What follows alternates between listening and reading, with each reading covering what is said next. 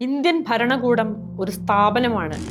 ജാതി മുതൽ പിതൃമേധാവിത്വം വരെയുള്ള വിവിധ അധികാര രൂപങ്ങൾ ഘനീഭവിച്ച ഒരു സ്ഥാപനം. ഇതിനെ നിയന്ത്രിക്കുന്ന ഭരണാധികാരികൾ മാറി മാറി വരും. ഇന്ന് ഒരാൾ, അടുത്ത ദിവസം മറ്റൊരാൾ. പക്ഷേ യഥാർത്ഥത്തിൽ അതിനെ ഭരിക്കുകയും കൈകാര്യം ചെയ്യുകയും ചെയ്യുന്നവരുടേതായ ഒരു ഘടന അദൃശ്യ സാന്നിധ്യമായി അതിന് സമാന്തരമായി നിലനിൽക്കുന്നുണ്ട്.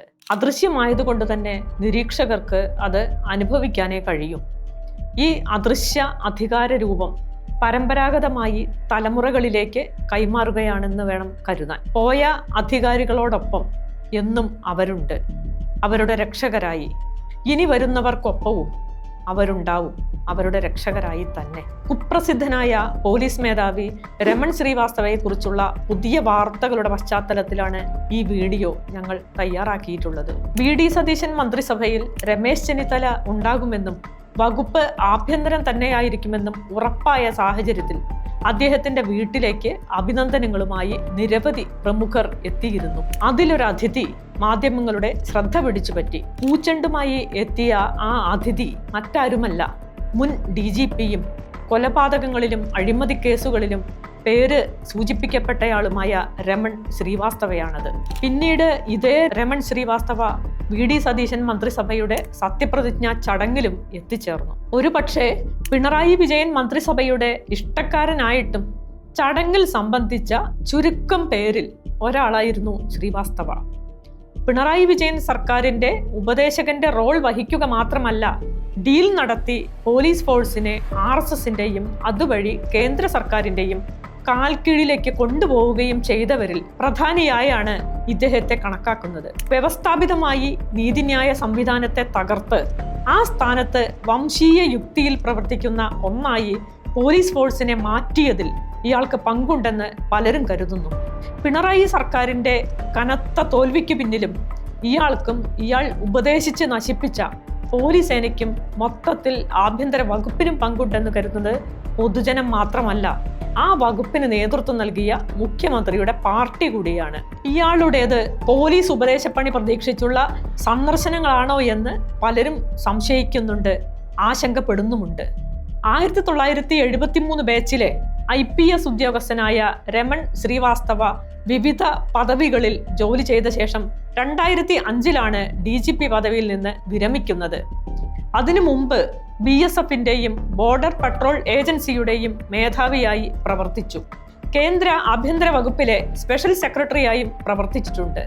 തന്റെ പ്രവർത്തന കാലത്ത് എല്ലാ മുഖ്യമന്ത്രിമാർക്കും അഭിമതനായ ഒരു പോലീസ് ഉദ്യോഗസ്ഥനായാണ് അദ്ദേഹം അറിയപ്പെടുന്നത്. K. കരുണാകരൻ മുതൽ പിണറായി വിജയൻ വരെയുള്ളവരുടെ വിശ്വസ്തനായി പ്രവർത്തിക്കാൻ അദ്ദേഹത്തിന് കഴിഞ്ഞു. 2017 പിണറായി വിജയൻ ശ്രീവാസ്തവയെ പോലീസ് ഉപദേഷ്ടാവായി നിയമിച്ചു. CPMൽ നിന്നു തന്നെ വിമർശനം ഉയർന്നു വന്ന നിയമനമായിരുന്നു അത്. അദ്ദേഹം വഹിച്ച പദവിയേക്കാൾ അദ്ദേഹത്തെ പൊതുജന ശ്രദ്ധയിലേക്ക് എത്തിച്ചത് അദ്ദേഹം നടത്തിയ അക്രമങ്ങളും അഴിമതികളുമാണ്. ISRO ചാരക്കേസാണ് അദ്ദേഹത്തിനെതിരെ ആദ്യം ഉയർന്നു വന്നത്. അത് പിന്നീട് സുപ്രീം കോടതി തള്ളി. എന്നാൽ അങ്ങനെ തള്ളാവുന്ന ഒന്നായിരുന്നില്ല 11കാരിയായ സിറാജുന്നീസയെ വെടിവെച്ചു കൊന്ന സംഭവം. 1991 ഡിസംബർ 15 പാലക്കാട് പുതുപ്പള്ളി തെരുവിലെ സ്വന്തം വീട്ടുമുറ്റത്താണ് സിറാജുന്നീസ കൊല്ലപ്പെട്ടത്. RSS അടക്കമുള്ള മുഴുവൻ സംഘപരിവാരങ്ങളും ഒത്തൊരുമിച്ച് ബാബരി മസ്ജിദിനെതിരെ പ്രചാരണവും ആക്രമണവും നടത്തുന്ന നാളുകളിലൊന്നിലാണ് ഇത് സംഭവിക്കുന്നത്. അന്ന് ഉത്തരമേഖല DIG ആയിരുന്നു രമൺ ശ്രീവാസ്തവ. ഇന്ത്യയിൽ ഹിന്ദുത്വരുടെ കനത്ത ആക്രമണങ്ങൾക്ക് കാരണമായ ഒന്നായിരുന്നു ബാബരി മസ്ജിദ് ധ്വംസനത്തിന്റെ മുന്നൊരുക്കമെന്ന നിലയിൽ BJP നേതാവ് മുരളി മനോഹർ ജോഷി നടത്തിയ ഏകതാ യാത്ര. അതിനെ അനുകൂലിച്ച് പാലക്കാട്ടെ സംഘപരിവാറുകാർ ഒരു ഉപയാത്ര പാലക്കാട് സംഘടിപ്പിച്ചു. അത് പിന്നീട് അക്രമത്തിൽ കലാശിച്ചു. മേപ്പറമ്പിലും സംഘർഷമുണ്ടായി. ഷൊർണൂർ ASP ആയിരുന്ന സന്ധ്യ സ്ഥലത്തെത്തി. പുതുപ്പള്ളി തെരുവിലെ തടസ്സങ്ങൾ എടുത്തുമാറ്റാൻ സ്ഥലത്തുണ്ടായിരുന്ന ആളോട് നിർദ്ദേശിച്ചു. അയാൾ അനുസരിച്ചില്ല. അതോടെ അയാളെ കസ്റ്റഡിയിലെടുത്തു. ഇതിൽ പ്രകോപിതരായ ചിലർ പോലീസ് ജീപ്പ് തടഞ്ഞു. ഈ വിവരമറിഞ്ഞ് DYSP ചന്ദ്രൻ സ്ഥലത്തെത്തി. അപ്പോഴേക്കും ആളുകൾ പിരിഞ്ഞു പോയിരുന്നു. ഈ സമയത്ത് രമൺ ശ്രീവാസ്തവ വയർലെസ്സിലൂടെ വെടിവയ്ക്കാൻ ഉത്തരവിട്ടു. സംഭവ സ്ഥലത്ത് ആരുമില്ലെന്നും ആകെയുള്ളത് സമീപത്തുള്ള വീട്ടുമുറ്റത്ത് കളിച്ചുകൊണ്ടിരിക്കുന്ന കുട്ടികൾ മാത്രമാണെന്ന് സ്ഥലത്തുള്ള സന്ധ്യ പറഞ്ഞെങ്കിലും രമൺ ശ്രീവാസ്തവ അടങ്ങിയില്ല. വയർലെസ് സെറ്റ് ചന്ദ്രന് കൈമാറാൻ ആവശ്യപ്പെട്ട രമൺ ശ്രീവാസ്തവ എനിക്ക് തന്തയില്ലാത്ത മുസ്ലിങ്ങളുടെ മൃതദേഹം വേണമെന്ന് ആക്രോശിച്ചു. ആ ആഗ്രഹപൂർത്തിക്കായി അപ്പോൾ നടന്ന വെടിവയ്പ്പിലാണ് സിറാജുന്നീസ കൊല്ലപ്പെടുന്നത്. മൂക്കിന് താഴെ തറച്ച വെടിയുണ്ട മറുവശത്തുകൂടെ പുറത്തു പോവുകയായിരുന്നു. വെടിയേറ്റു വീണ പെൺകുട്ടിയെ കോരിയെടുക്കാൻ ശ്രമിച്ചവരെയും പോലീസ് മർദ്ദിച്ചു. 11-കാരിയായ സിറാജുന്നീസയുടെ നേതൃത്വത്തിലുള്ള അക്രമി സംഘം പോലീസിനെ ആക്രമിച്ചു എന്നായിരുന്നു ഇതേക്കുറിച്ചുള്ള പോലീസിന്റെ ഭാഷ്യം. മുസ്ലിങ്ങളുടെ മൃതദേഹം വേണമെന്ന രമൺ ശ്രീവാസ്തവയുടെ ആക്രോശങ്ങൾക്ക് നിരവധി സാക്ഷികളുണ്ട്. പിന്നീട് കെ കരുണാകരനുമായി ഉണ്ടായിരുന്ന അടുപ്പമാണ് ഇയാൾക്ക് കേസിൽ തുണയായത്. കേരളത്തിലെ ഉന്നത രാഷ്ട്രീയ ഉദ്യോഗസ്ഥ കൂട്ടുകെട്ടിന്റെ പ്രതിനിധി എന്ന നിലയിലാണ് ഇയാൾ ഇപ്പോഴും വാർത്തകളിൽ നിറഞ്ഞിരിക്കുന്നത്. SNC ലാവ്ലിൻ കേസ് ഉയർന്നു വന്ന സമയത്തും രമൺ ശ്രീവാസ്തവയുടെ പേര് ഉയർന്നു വന്നിരുന്നു. കേരളത്തിലെ പോലീസ് സേനയിൽ സംഘപരിവാറിന്റെ സ്ലീപ്പർ സെൽ സജീവമാണ് എന്ന് തിരിച്ചറിഞ്ഞിട്ടുണ്ട്. പോലീസ് മേധാവിയായി വിരമിച്ച പലരും പിന്നീട് ജനങ്ങൾ കാണുന്നത് സംഘപരിവാർ പാളയത്തിലാണ്.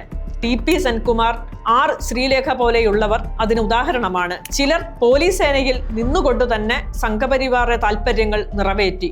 പൂരം കലക്കി സുരേഷ് ഗോപിക്ക് സീറ്റ് സമ്മാനിച്ച ADGP അജിത് കുമാറിനെതിരെ ഈ ആരോപണം ഉന്നയിച്ചത് ഒരു മുൻ മന്ത്രി തന്നെയാണ്. പോലീസ് അക്കാദമിയിൽ ബീഫ് നിരോധിക്കുക, അതിനെ പരസ്യമായി ന്യായീകരിക്കുക, എതിർത്തവരെ വെല്ലുവിളിക്കുകയും ചെയ്യുക, മലപ്പുറത്തെയും ഈരാറ്റുപേട്ടയെയും കുറ്റവാളികളുടെ കേന്ദ്രങ്ങളായി ചിത്രീകരിക്കുക, മുസ്ലിങ്ങൾക്കെതിരെ കള്ളക്കേസുകൾ എടുക്കുക എന്നിങ്ങനെ നിരവധി സംഭവങ്ങൾ കഴിഞ്ഞ സർക്കാരിന്റെ കാലത്ത് നാം കണ്ടതാണ്. അതിനൊക്കെ നേതൃത്വം നൽകിയ ആളാണ് രമൺ ശ്രീവാസ്തവ. രമൺ ശ്രീവാസ്തവയുടെ സ്വകാര്യ സന്ദർശനങ്ങൾ വീണ്ടും പോലീസ് ഉപദേശി പദവി ഉന്നം വെച്ചുകൊണ്ടുള്ളതാണെങ്കിൽ സതീശൻ മന്ത്രിസഭയും പിണറായി വിജയന്റെ അതേ പാതയിലായിരിക്കും സഞ്ചരിക്കുക.